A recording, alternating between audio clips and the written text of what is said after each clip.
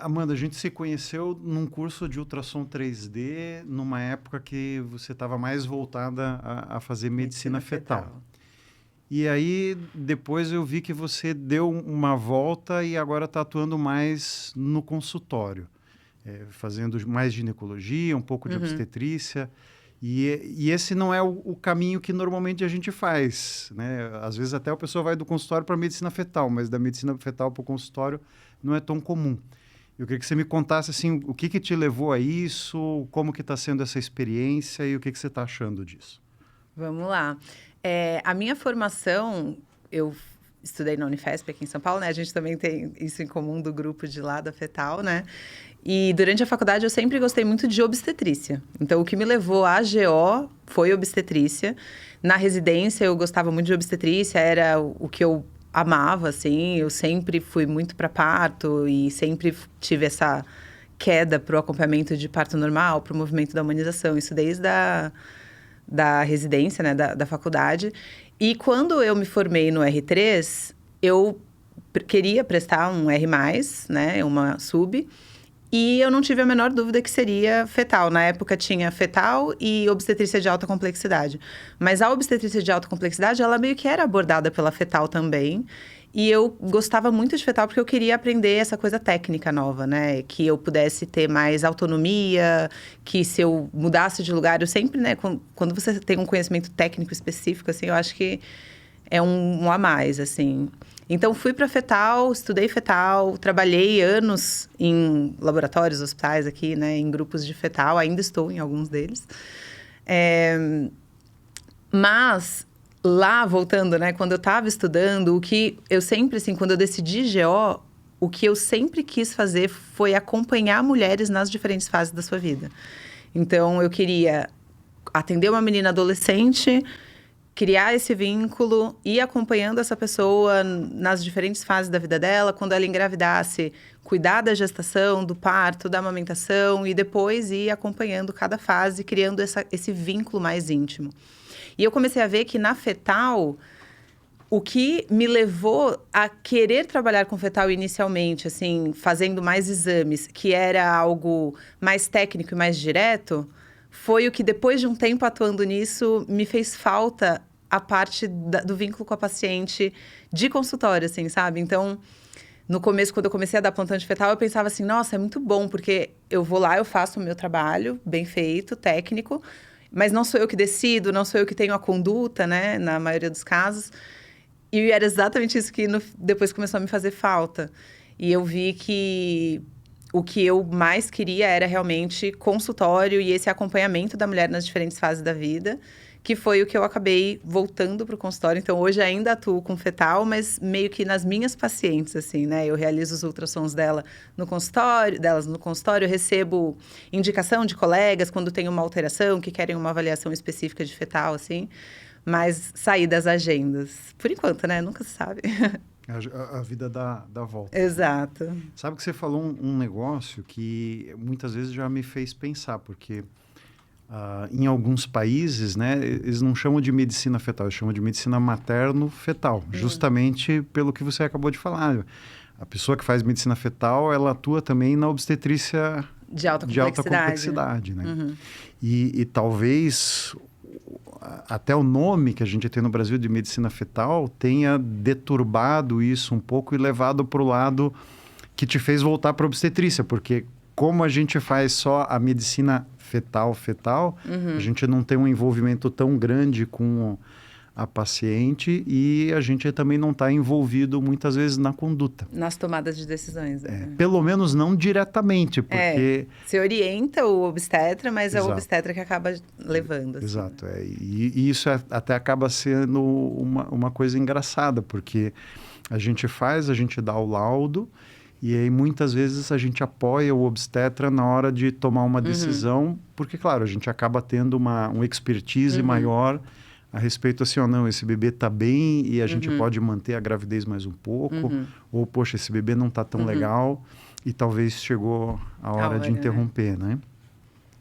E eu vejo algumas postagens tuas também falando a respeito do círculo de mulheres. Isso é uma coisa bem interessante. Eu queria que você explicasse para nós o que é isso.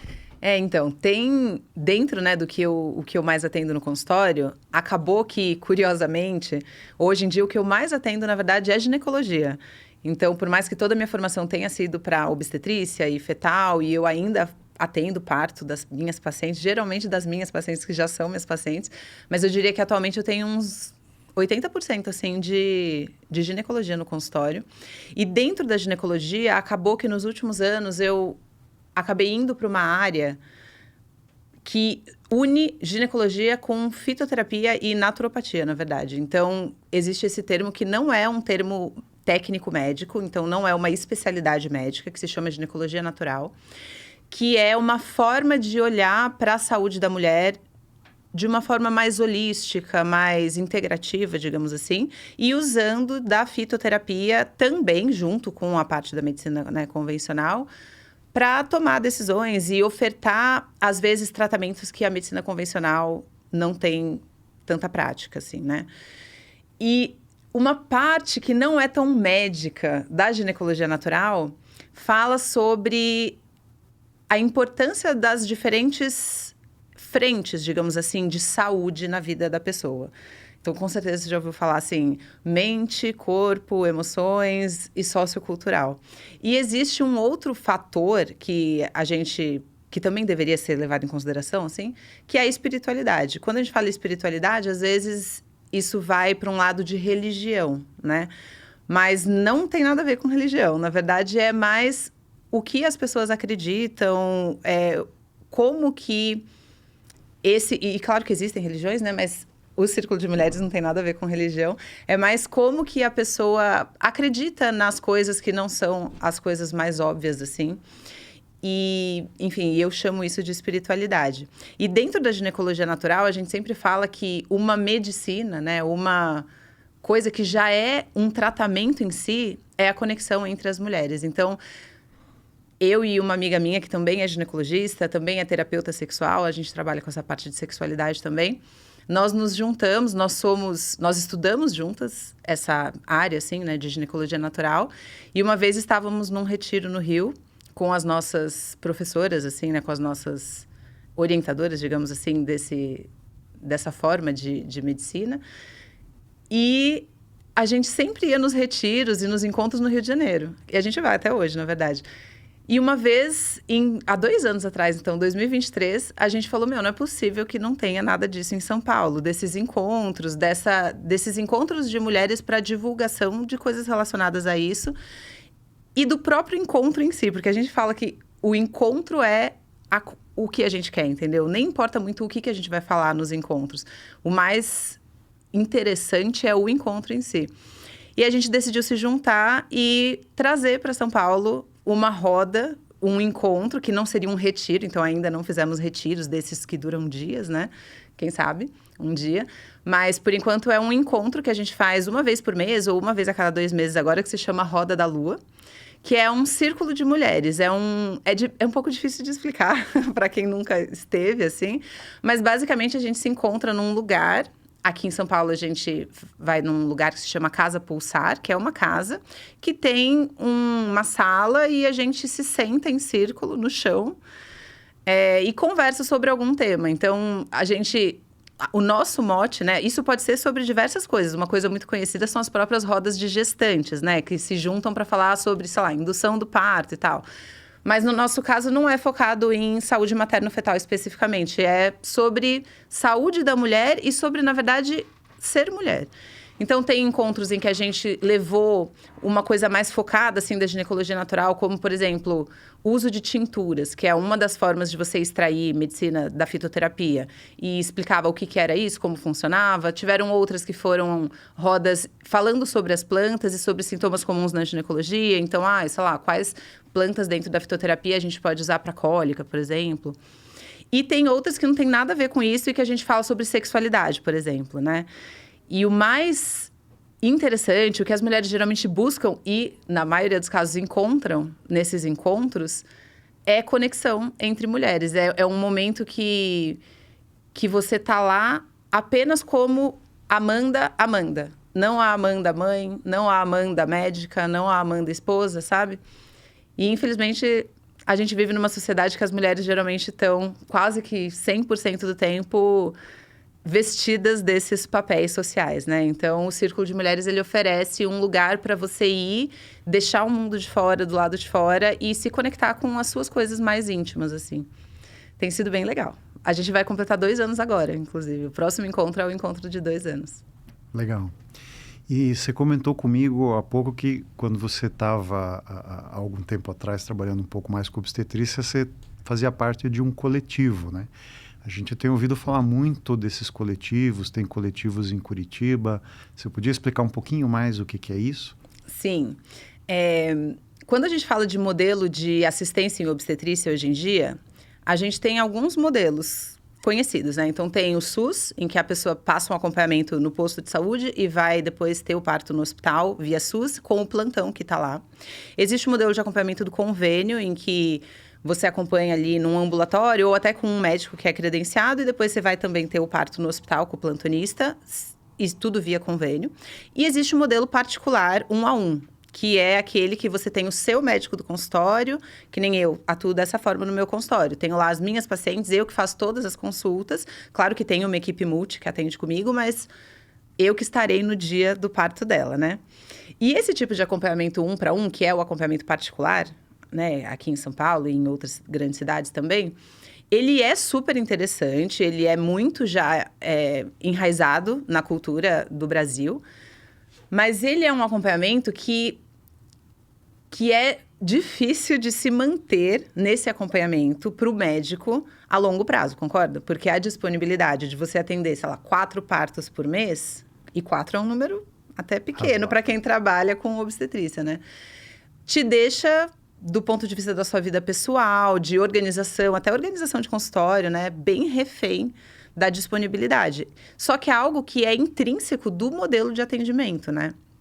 Então, pensando em, por um lado, melhorar a qualidade de vida e a possibilidade de atuação por tempo mais longo e de forma mais confortável para os médicos e para os profissionais, porque geralmente os coletivos também trabalham com obstetrizes e enfermeiras obstétricas, né?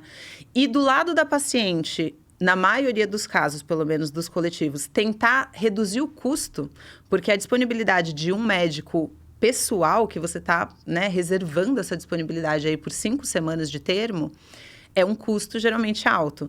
Então, tem também alguns coletivos que têm esse mote de tentar reduzir o custo do acesso a esse acompanhamento particular. Então, os coletivos, pelo menos os que eu conheço e o que eu trabalhei muitos anos, ainda estou na equipe, que é o Coletivo Nascer aqui em São Paulo, ele é uma forma de atendimento particular, mas com valores mais acessíveis do que um atendimento 1 para 1 no consultório. E como que eles funcionam? Você está sendo acompanhado por um grupo, em vez de estar sendo acompanhado por uma pessoa. Então, é uma sociedade de pessoas. Então, eu não sei quantos que estamos agora, mas é em torno de 12 médicos e 12 obstetrizes, ou enfermeiras obstétricas, né?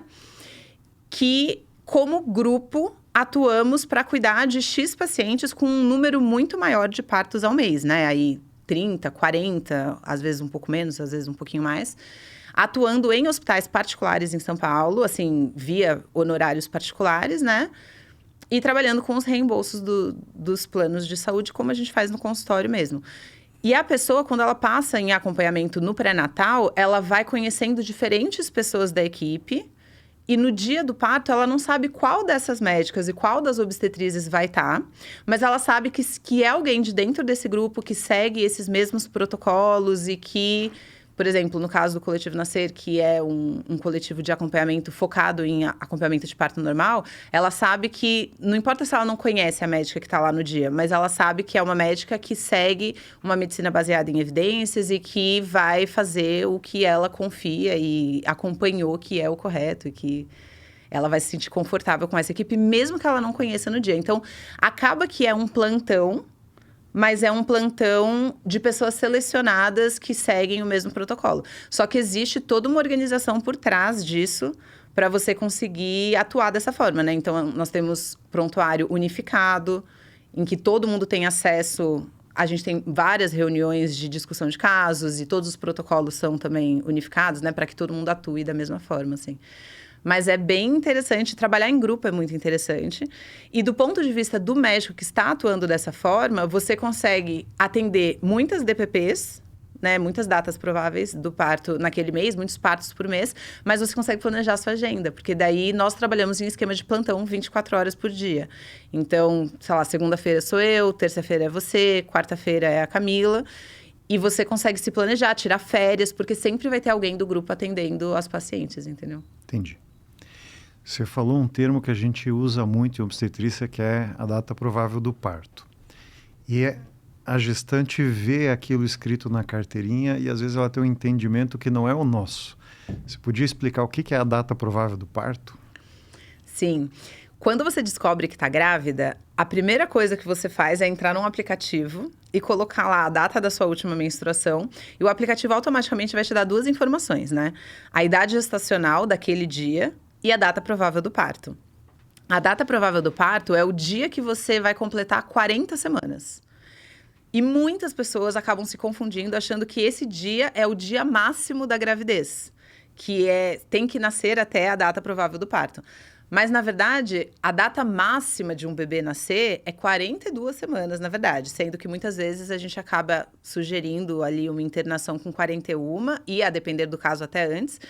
Mas o termo, né, o bebê ele pode nascer de forma fisiológica entre 37 e 42 semanas. Então, a data provável do parto é só uma data que foi determinada para a gente ter noção de mais ou menos quando que o bebê vai nascer. A maioria dos bebês nasce entre 39 e 41 semanas, então pode ser que o seu bebê nasça ali em torno da data provável, mas claro que a gente só fala que só Deus sabe, né, quando que vai nascer. Pode nascer um pouco antes, um pouco depois, mas eu sempre falo muito isso no pré-natal, assim, cuidado com até contar para as pessoas, né? A minha data provável é 10 de outubro, porque às vezes as pessoas chegando no final já tem aquela ansiedade de quando que vai nascer, ai, não nasceu ainda, será que tá tudo bem? E às vezes a família tem esse entendimento, né, cultural de que essa data é o máximo, mas na verdade não é o máximo, e às vezes ficam te perguntando, e aí, não vai nascer? Já nasceu, tal?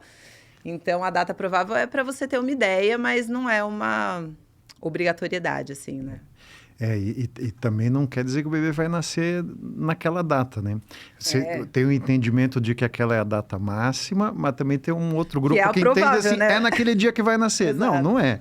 Pode ser antes ou pode ser depois. Pode ser 3 semanas antes ou até, no máximo, 2 semanas depois, né? E tudo isso a gente vai considerar aí como normal e adequado. Exato, a depender do caso, né? Tem alguns casos, tipo diabetes, pressão alta, que daí essa data vai mudar, assim, o máximo, né? Que a gente pode esperar. Mas, no geral, a gente pode esperar mais um pouquinho do que a data provável. E uma dúvida muito frequente que as gestantes têm é assim, ó, quando que eu devo começar o pré-natal, né? Eu estou pretendendo engravidar ou atrasou a menstruação, quando que eu devo ir no obstetra?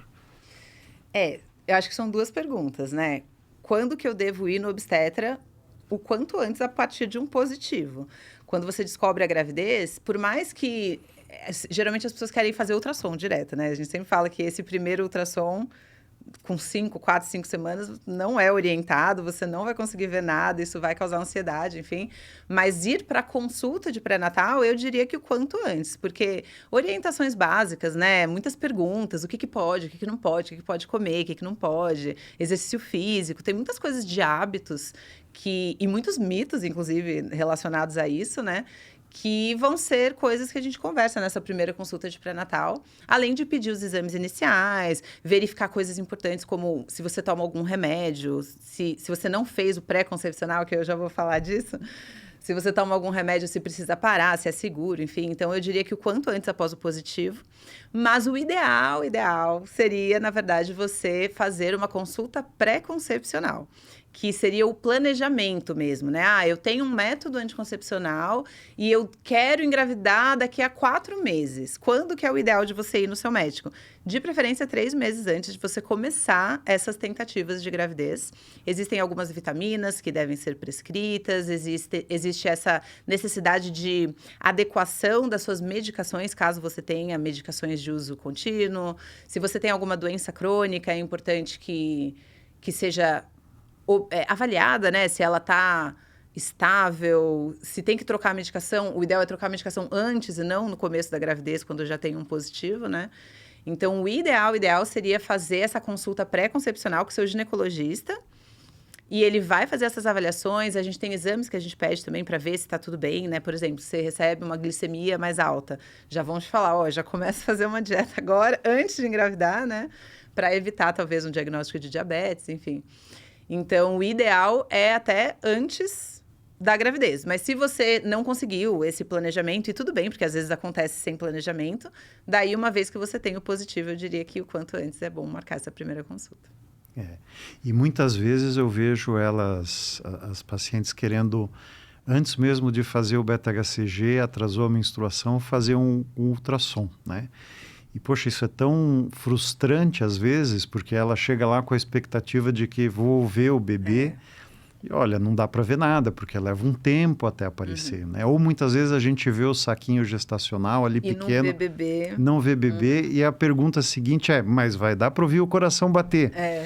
Não dá. Enquanto a gente não vê o bebê e não vê o coração batendo, a gente não consegue ouvir, né? Então tem que ter um pouquinho de paciência para chegar nesse ponto. E outra coisa importante também que elas precisam entender é assim, poxa, eu não vi o bebê, fiz um exame inicial muito precoce, foi visto o saco gestacional, mas não foi visto o bebê. Posso repetir daqui a 3, 4 dias para ver se o bebê apareceu? O ideal é que ela espere o intervalo que a gente vai recomendar conforme o que a gente viu, que pode ser uma semana ou 2, mas não fazer antes disso, porque às vezes a gente pode continuar vendo a mesma coisa e não chegar a resultado nenhum, né? Quando você faz a primeira consulta, assim, é comum elas terem dúvidas a respeito de como que vai ser organizado o pré-natal? Quantas vezes eu tenho que vir para ela poder se planejar? Você pode falar um pouquinho disso? Sim, isso eu acho que é uma coisa bem básica, assim, é importante sempre organizar a questão das consultas, porque acho que é a fase da vida que a mulher mais vai no médico, né? Acho que não consigo, a não ser em algumas doenças, mas no geral, eu, por exemplo, minha bebê está com quase 6 meses agora. Com certeza, na minha vida, eu fui mais consulta na minha gravidez do que na minha vida inteira, né? Então, o pré-natal, ele é normalmente organizado, assim, uma consulta a cada 4 semanas, ou uma consulta por mês, mais ou menos, até umas 28 semanas, que seria ali 6 meses. Depois, a gente passa a fazer consultas a cada 2 semanas, e no termo, a partir de 37 semanas até 41, ou até o momento que nascer, uma consulta por semana. Isso costuma ser o mais básico, assim. É claro que existem alguns casos de gestações de mais alto risco, ou se acontecer um diagnóstico diferente, que precisa de uma orientação especial, que talvez tenha que ter até mais consultas do que isso. Mas eu diria que o mais básico, assim, o que eu explico no pré-natal na primeira consulta, geralmente é essa frequência. Você estava falando que você fez bastante consulta, eu lembrei da expressão casa de ferreiro, espeto de pau, porque quando a minha esposa estava grávida, a gente fez 3 consultas de pré-natal. Então. E eu até brincava com ela assim, olha, se a OMS for analisar o teu pré-natal, vai dizer que foi insuficiente. Porque você não fez nem o mínimo de 6 consultas. Mas né? ela é médica também? Ela é médica, ela é GO também. Então, por outro lado, dava para dizer que ela estava fazendo consulta todo dia com ela também. Própria, no meu caso, eu fui bem certinha, assim. Eu sou super também tigrona, assim, de consultas ginecológicas, de coletar o próprio Papa Nicolau, essas coisas assim. Mas no pré-natal eu fiz pré-concepcional e depois eu fiz todas as consultas de pré-natal certinho. Para não falar que eu fiz tudo super certinho, digamos que eu espacei, assim, umas 6 semanas entre consulta. Mas foi quase.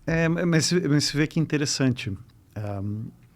Eu não sei se você já viu uma aula sobre isso, mas a maneira com que o pré-natal foi concebido e montado, ela foi elaborada por um ministro da saúde inglês que era advogado ou economista, ou alguma coisa assim. Então, na verdade, ele não era médico em si, né? Claro, estava muito bem apoiado, mas a maneira com que se distribuiu as consultas foi basicamente assim, poxa, as complicações aparecem mais no fim, então vamos consultar mais no fim e menos no começo, né? Que interessante, eu não sabia, né? Se eu não me engano, ele era economista. Bom, outra dúvida que a gente escuta bastante é assim, quantos exames de ultrassom eu tenho que fazer, né? E aí eu vou até dizer assim, olha, existe uma situação que é muito distinta, que são as pacientes que estão no sistema privado e as pacientes que estão no sistema público. A paciente do sistema privado faz um ultrassom cada vez que faz uma consulta, porque se o colega tem um aparelho de ultrassom no consultório, ele faz lá, se ele não tem, ele dá uma guia para ela fazer. Geralmente, sim. E as pacientes do sistema público muitas vezes fazem um número bem menor de exames. Você podia comentar um pouquinho a respeito de qual seria a recomendação? Acho que é bem importante conversar sobre isso, porque as pessoas têm a imagem de que fazer ultrassom só é bom, né? E aqui até queimando a nossa profissão, mas assim, pensam assim, é bom porque eu vejo o bebê, eu vejo que tá tudo bem, eu quero ir lá ver o rostinho, então, por mim, eu fazia toda semana. Isso é muito comum de ouvir. Por mim, eu queria fazer um ultrassom por semana, principalmente no começo, eu diria, quando você não sente o bebê mexer e dá realmente uma insegurança de, nossa, será que tá tudo bem? Porque eu não sinto mexer. Mas é sempre bom falar sobre o outro lado do ultrassom também. Quando você começa, não quanto à segurança, porque isso com a tecnologia atual, acho que não é uma questão, né? Mas quanto a possíveis achados inespecíficos e pesos que não são totalmente reais, porque tudo é uma estimativa, né? Então, se você faz um ultrassom uma vez por semana, em algum momento vai dar um peso menor que a semana anterior.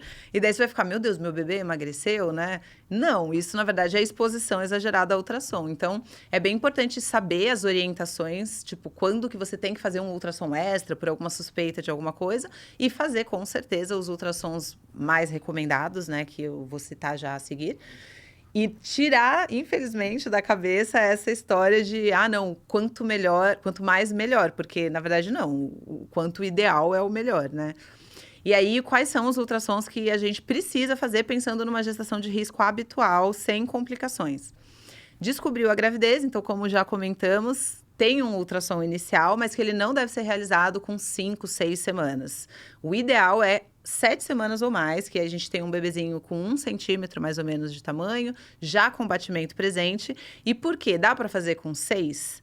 Até dá, mas se tem um pouquinho de erro de data, esse 6 for 5, a gente vai cair naquela situação de saco gestacional sem bebê, e isso causa ansiedade na gestante. Não tem jeito, mesmo quem tem o entendimento de que, não, eu estou indo e eu sei que o normal é um saco gestacional sem bebê, isso causa ansiedade, do tipo, mas vai crescer? Será que vai aparecer o bebê e tal?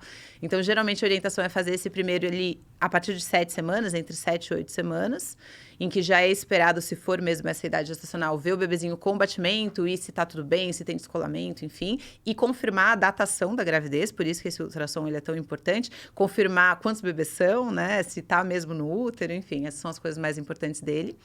E ele é muito importante para confirmar a datação, para marcar o próximo exame, que é o morfológico de primeiro trimestre, que deve ser realizado entre 11 e 14 semanas, que é o ultrassom mais importante da gravidez. E que é o único também que tem essa data bem precisa de realização, porque se você passa dessa idade, o bebezinho ele tem um tamanho que já passou do que é o que a gente considera como possível de ser feito os cálculos que nós fazemos nesse exame, né?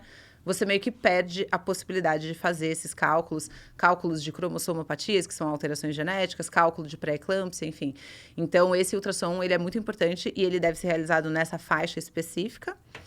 Depois desse exame, o próximo que é realmente, assim, indicado e necessário é o morfológico de segundo trimestre, que é feito ali entre 20 e 24 semanas. Junto com ele tem um ultrassom transvaginal para a medida do colo do útero, que é bem importante também de ser feito, que deveria ser realizado em todas as gestantes. Entre eles, tem alguns profissionais que pedem um ultrassom ali entre 16 e 17 semanas.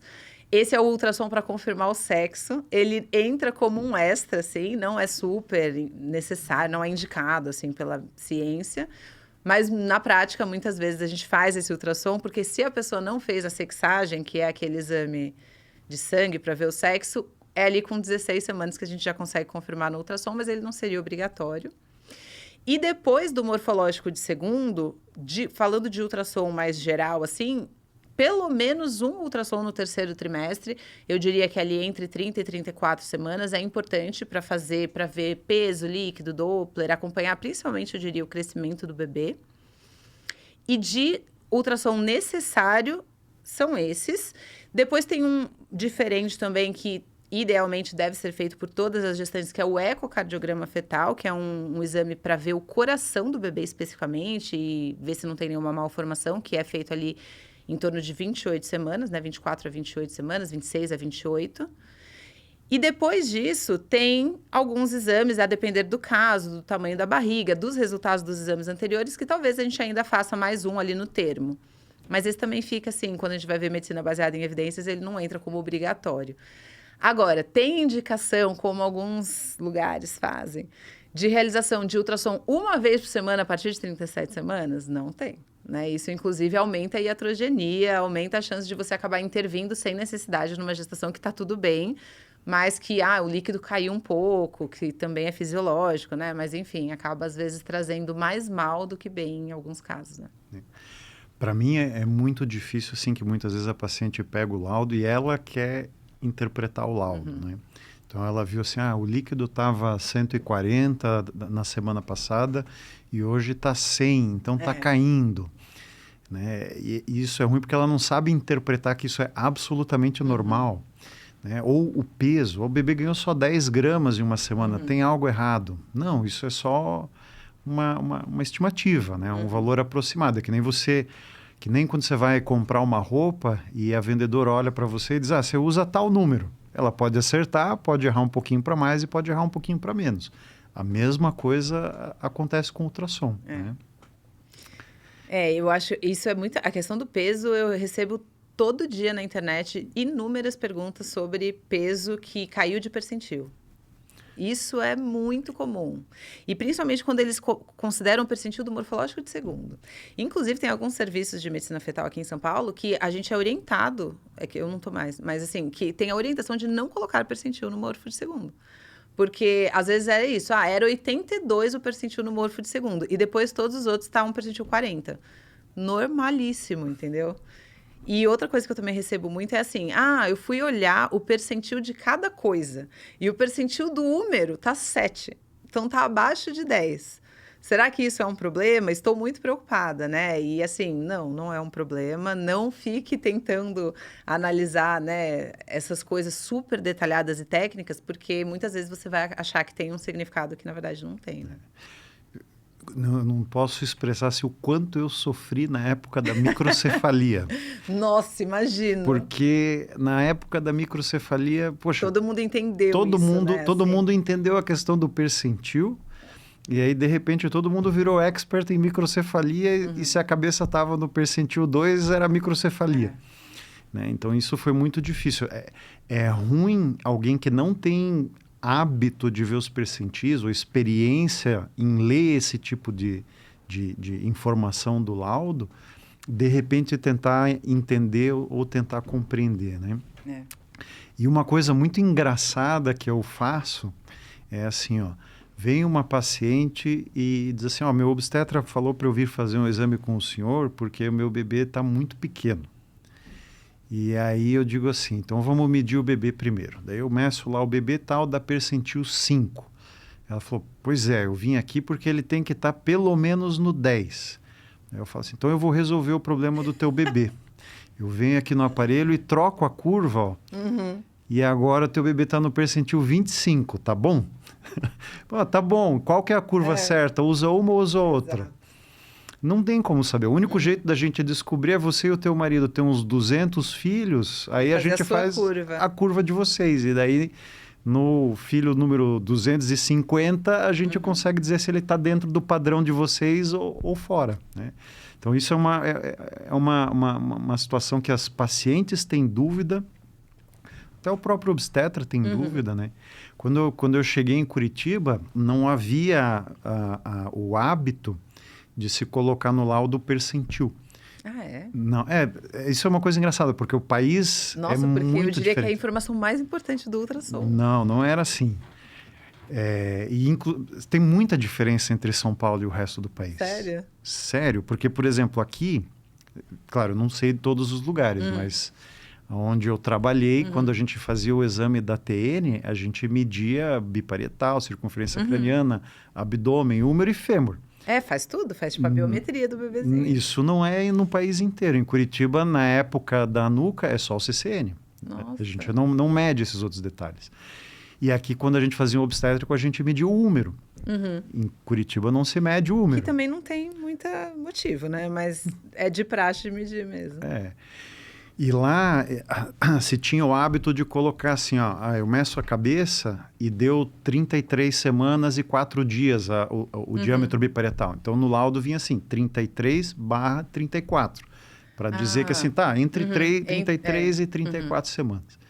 E eu acho que até eu fui um pouco responsável por começar a colocar o percentil, sabe? Porque eu disse, não, tem que botar o percentil, porque como você disse... Que muda a conduta. É talvez a informação mais importante. Como é que eu sei se está grande ou se está pequeno pelo número da idade gestacional? Eu preciso do percentil. Pela biometria, né?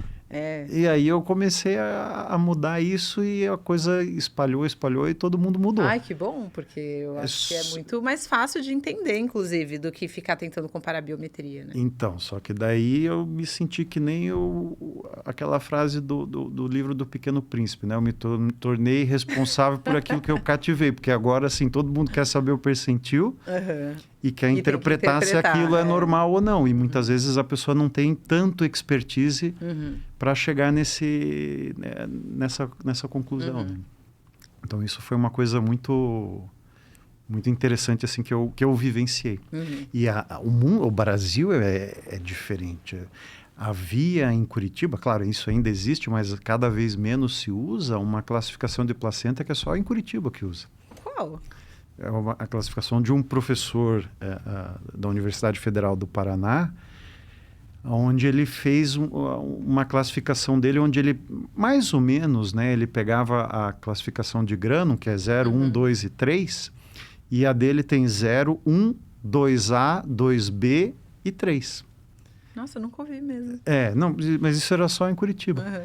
E um dia eu falei assim, vamos usar a de grano, porque teve uma situação assim, ó, uma paciente aqui de São Paulo, que fazia o pré-natal com uma pessoa que na época era o presidente da Febrasgo. Aí a paciente mudou para Curitiba e ela veio fazer o exame comigo.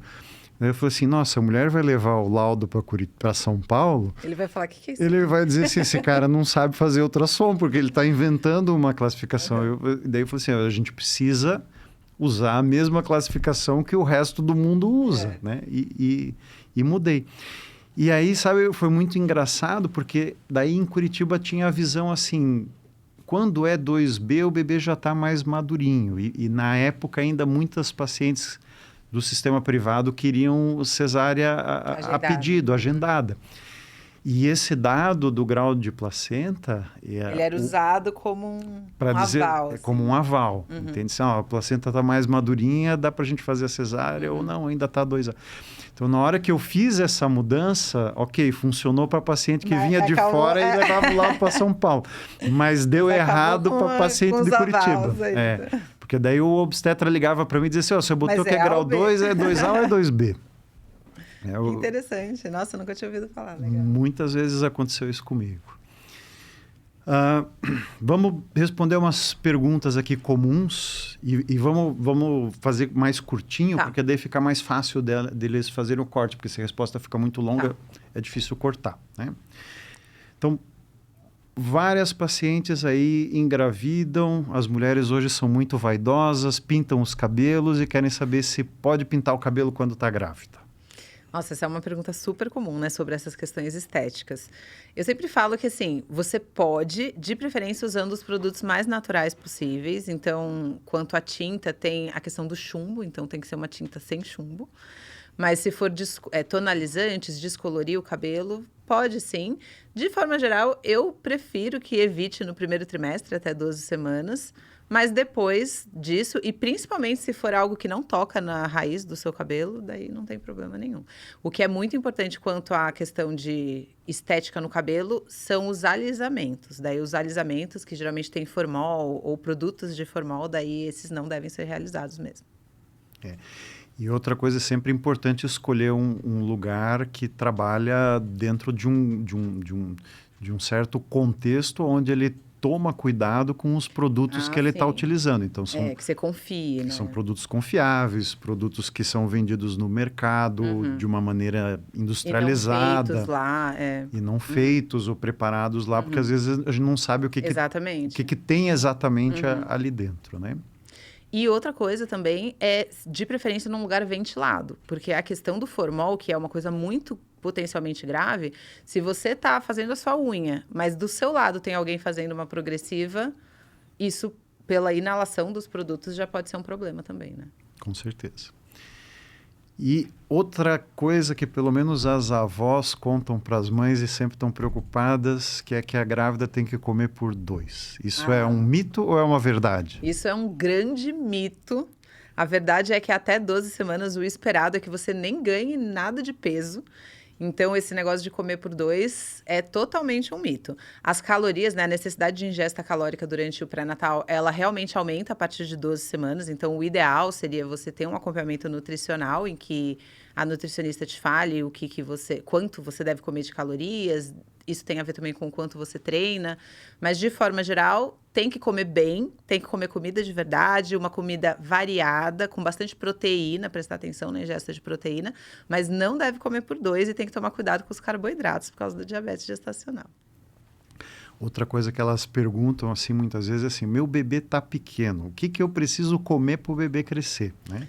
Infelizmente, a gente não tem uma solução boa para esse problema, porque a questão não é o quanto a mãe ingere, a questão é o quanto a placenta está levando da mãe para o bebê e o quanto a genética do bebê dá para ele potencial de crescer, porque vai ter bebê que é pequeno que não tem problema nenhum, ele simplesmente é um indivíduo pequeno e por mais que ela coma, se ela comer proteína, se ela tomar shake, se ela fizer isso, fizer aquilo, ele não vai crescer além disso.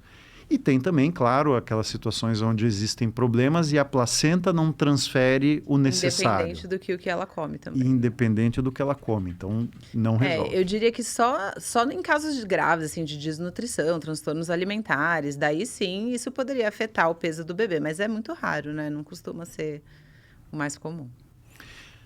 Quando a gente estava começando, você falou de vitaminas na consulta pré-concepcional. Né? E hoje eu acho que a maioria das pessoas sabe que a gente precisa tomar o ácido fólico antes de engravidar. Sim. Uma dúvida que está surgindo bastante é assim: o ácido fólico ou o metilfolato? Meu Deus, tem vantagem em um ou no outro? Vamos lá, o metilfolato ele é a forma ativa do ácido fólico. Então, pensando numa avaliação laboratorial, pensa-se assim: porque é a mesma coisa, né? Se eu posso tomar o ácido fólico, ele vai ser transformado em metilfolato no meu corpo, por que eu não tomo direto o metilfolato? E também tem uma questão de umas alterações genéticas, que algumas pessoas podem ter uns polimorfismos que podem dificultar com que essas pessoas específicas consigam transformar o ácido fólico em metilfolato no corpo. E por causa disso, acabou tendo essa grande divulgação de que o metilfolato seria melhor que o ácido fólico para fazer essa prevenção. Por outro lado, os estudos para que a gente prescreve ácido fólico para as gestantes, né? É para prevenir malformações de fechamento do tubo neural. E os estudos que foram feitos, eles foram feitos com ácido fólico e não com metilfolato. Então, de forma geral, não existe evidência científica forte que diga que o metilfolato é melhor que o ácido fólico. A orientação continua sendo ácido fólico. Agora, na prática, você quer tomar o metilfolato? Tem problema? Eu acho que não tem problema. Fica meio a critério. Agora, quem fica defendendo com unhas e dentes que o metilfolato é melhor, não existe evidência científica forte disso ainda, né? Então, eu costumo no pré-natal dizer assim, pode ser ácido fólico ou metilfolato, o que você preferir. E dói um pouquinho no bolso o metilfolato. Exato, o metilfolato é mais caro. Mais caro. Grávida pode fazer crossfit? Pode, mas nem sempre precisa, talvez. Vamos lá. O crossfit ele é uma atividade de alto impacto e de alto grau de lesão. Ele é muito conhecido por pessoas se machucarem no crossfit. Apesar que, na verdade, o esporte mais comum, assim, também que lesiona muito é a própria corrida, tá? Mais do que o crossfit, inclusive. Qual é a orientação quanto à atividade física? E o CrossFit entra nisso, né? Quando você engravida. Se você é uma pessoa que já está habituada a fazer CrossFit, você é crossfiteira, você já entende do esporte, conhece e faz, você pode continuar fazendo, levando em consideração as modificações que você tem que fazer quanto à segurança em atividade física na gravidez, mas você pode continuar fazendo o seu CrossFit. Agora, você é sedentária, engravidou e pensa, quero ser saudável. Vou começar uma atividade física. Será que o CrossFit é a melhor atividade física para você começar, se você não tem nenhuma experiência com isso? Talvez não. Por ser uma atividade de alta intensidade, de alto risco de lesões e, enfim, que você não tem nenhuma experiência, né? Então, pode, mas eu não sugeriria começar um CrossFit sem experiência já grávida, entendeu? E uma coisa que você comentou e que eu acho interessante a gente salientar é assim, se você é sedentária e vai começar, você não precisa ir para um extremo. Exato. 20 minutos de caminhada por dia é uma atividade física muito boa para quem é previamente sedentária e quer ingressar em alguma atividade física durante a gravidez para tentar buscar um pouquinho mais de movimento, né? E por um outro lado, uma coisa que daí eu acho até preocupante é que eu vejo muitas vezes, até mesmo pessoas recomendarem para pessoas repouso absoluto para a grávida, Sim. porque está sangrando ou porque teve um pouco mais de contração ou com colo curto, né? O repouso absoluto para a gestante é uma combinação que hoje a gente entende que é extremamente preocupante, porque a grávida ficar parada aumenta drasticamente a chance dela fazer uma trombose venosa e aí ela tem uma complicação gravíssima, né? Não tem nenhuma evidência científica clara de que repouso absoluto para a grávida melhora qualquer coisa. Mesmo as situações mais graves que a gente pensaria, geralmente não vai ser indicado repouso absoluto, né? E a outra dúvida que volta e meia elas têm, e já que você é terapeuta sexual, ninguém melhor do que você para responder, se pode ter relação sexual grávida. Olha, pode, salvo raríssimas exceções. Então, existem algumas condições na gravidez que podem chegar para você e falar para você não ter relações com penetração vaginal, a depender de alguns casos, como cérvico-dilatação, bolsa-rota prematura, enfim, que são casos geralmente raros, né? Mas, de forma geral, você pode manter a sua prática sexual totalmente normal durante a gravidez, só que existem algumas coisinhas que às vezes podem mudar, né? Principalmente se você já está barriguda, né, com uma barriga grande, existem algumas posições que podem ser mais ou menos confortáveis. A questão do desejo sexual na gravidez é algo bem relevante. Então, tem mulheres que têm muito desejo sexual e que vão ter um auge sexual durante a gravidez. E tem muitas mulheres que não vão ter um desejo sexual normal, assim, ou até presente durante a gravidez por diversos fatores, ansiedade, às vezes por patologias mesmo que mudam ali a parte física dessa paciente, pela questão da autoimagem, que para algumas pessoas é bem relevante, a mudança do corpo, né? Então, se você estiver se sentindo bem, estiver saudável e não ter contraindicações que são super raras, você pode ter relações normal, assim, durante a gravidez. E uma coisa interessante é que o orgasmo na gravidez, existem estudos que mostram que o orgasmo, ele causa, sim, contrações uterinas, mas que essas contrações, mesmo no termo, elas não são suficientes para aumentar o risco de parto prematuro. Então, é normal que, desde o primeiro trimestre, que você tenha ou cólica pós-orgasmo, é relativamente comum, ou sinta mesmo a sua barriga contraindo após o orgasmo, seja orgasmo em relação ou na autoestimulação. Mas pode ficar tranquila que isso é normal e passa e fica tudo bem. E uma coisa que às vezes as pessoas comentam é que, poxa, talvez ter relação durante o termo ajudasse a desencadear o trabalho de parto como estímulo. Né? E o sêmen tem uma propriedade anti-inflamatória, de prostaglandina, tal, que talvez fizesse isso, mas não tem nenhuma evidência científica clara de que isso de fato aconteça. E é interessante que eles já estudaram. Porque, assim, quando a gente quer estimular o trabalho de parto, uma das coisas que a gente usa são prostaglandinas sintéticas, né? Então, e mesmo no processo normal de entrada no trabalho de parto, a gente sabe que ele está mediado por prostaglandinas naturais do corpo. Por isso, inclusive, que às vezes você tem diarreia ou aumento do trânsito intestinal, né, no dia do parto. Logo antes de você entrar em trabalho de parto. É pelo aumento das prostaglandinas naturais do corpo também. E tem estudos que eles colocaram sêmen nas mulheres com relação ou só colocando ali a substância e realmente não teve aumento do estímulo do trabalho de parto. Então, apesar de ser uma dica de parteira antiga, assim, né, de ter relação no termo para estimular o trabalho de parto, evidência científica não temos. Então, né, acho que se tiver vontade pode fazer, mas pode ser que não funcione mesmo. E tem muitos mitos e crendices por aí que vêm da antiguidade, né, que nem, por exemplo, a lua. Muita gente acha que a mudança de lua vai desencadear o parto ou não. Não tem nenhuma evidência científica. Não tem. Essa é uma briga lá em casa, porque quem trabalha com parto, tipo assim, eu acredito nisso no meu íntimo, entendeu? Porque realmente, principalmente romper bolsa, é uma coincidência, eu sei, assim, cientificamente falando. Mas é muito assim, mudou a lua, gente, lua cheia rompe bolsa de todo mundo, entendeu? Mas existem também estudos estatísticos comprovando que não há essa relação. Tô tendo que admitir aqui, ó, meu marido vai ficar feliz com esse corte, porque ele sempre chama minha atenção quando eu falo da lua, ele fala, mas existem estudos que não comprovam. E muita coisa depende da percepção pessoal. Eu fazia muito plantão noturno em obstetrícia. E para mim, o bebê nascia na hora que era feito, porque o pessoal da manhã não fazia parto nenhum. Sobrava tudo para mim de noite.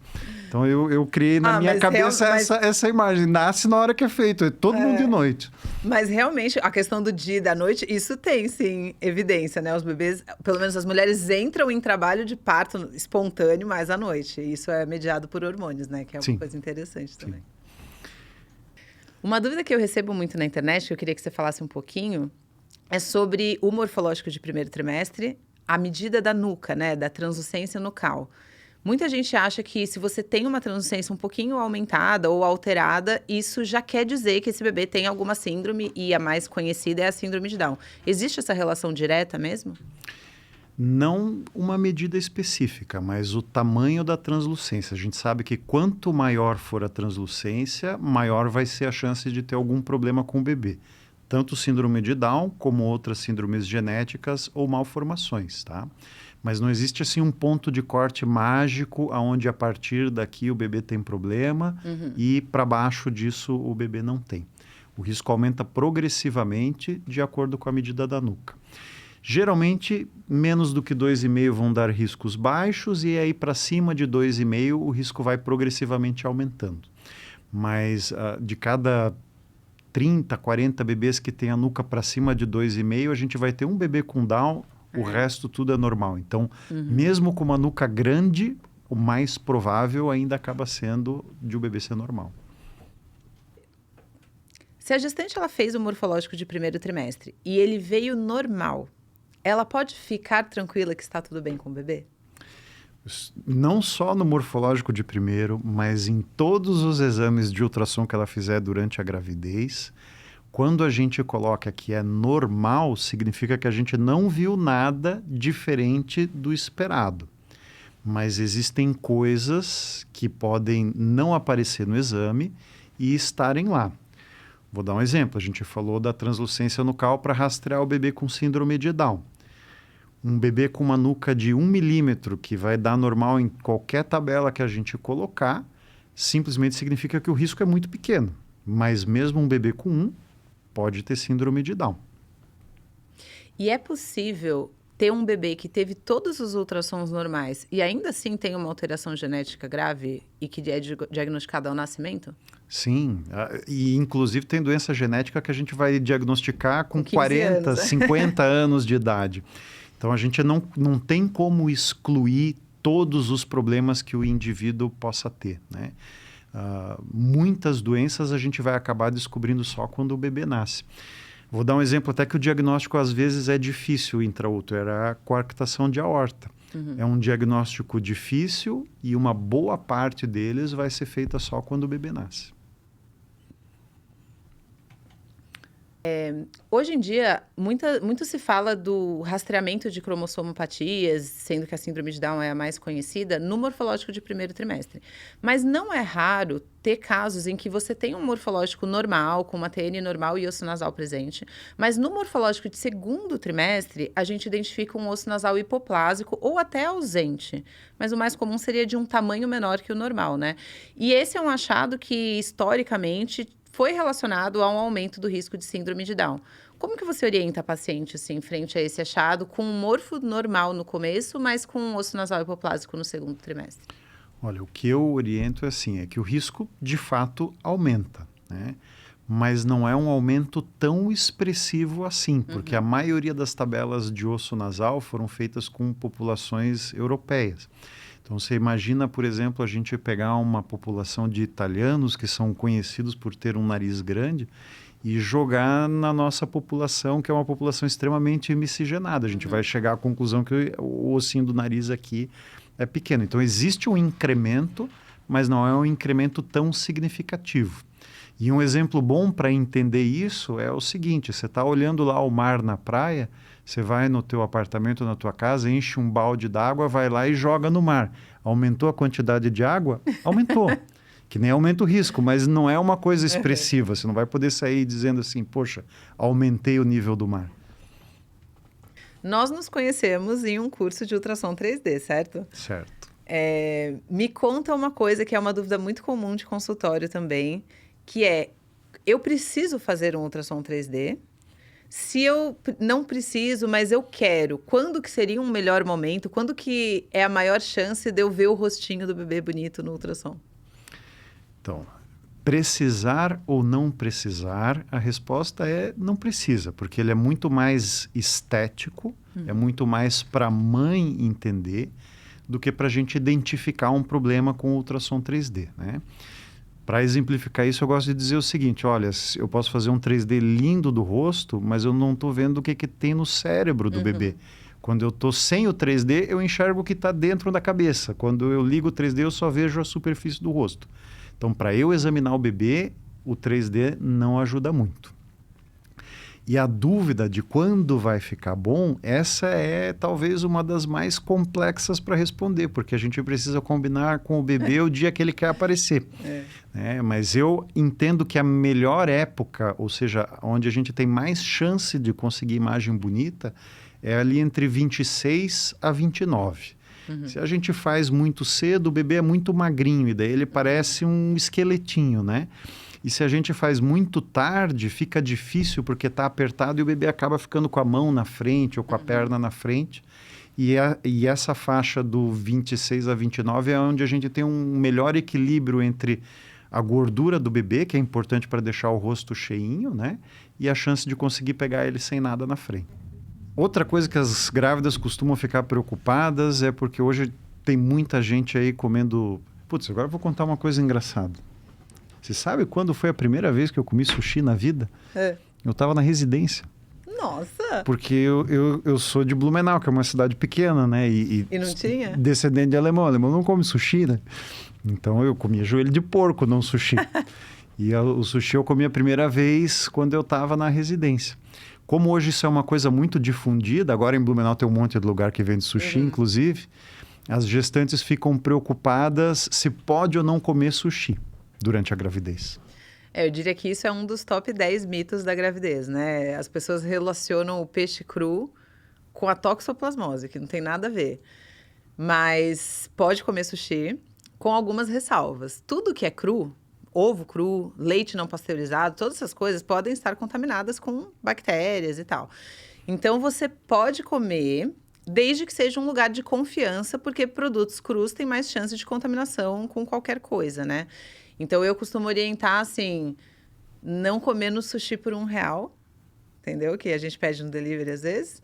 Mas se for um restaurante de confiança, que você já conhece, nunca passou mal, que tem ali uma boa higienização, o que você acha, pode sim comer sushi. Mas e a carne crua? A carne crua, aí é o problema da toxoplasmose, né? Que é um protozoário que às vezes está presente na carne e que quando a gente cozinha a carne ou quando a gente assa bem a carne, a gente inativa o protozoário.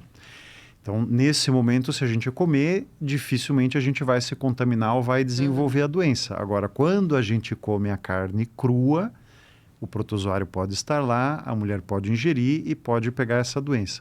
Que muitas vezes para um adulto não vai trazer um problema muito grande, mas como o bebê não tem o sistema imunológico plenamente desenvolvido, para ele pode causar um problema grave. Mas tem um segredo para a mulher que quer comer carne crua na gravidez, que é o seguinte: o congelamento inativa o protozoário. Então, se você congelar a carne primeiro e depois descongelar ela, o efeito é semelhante a ela estar cozida.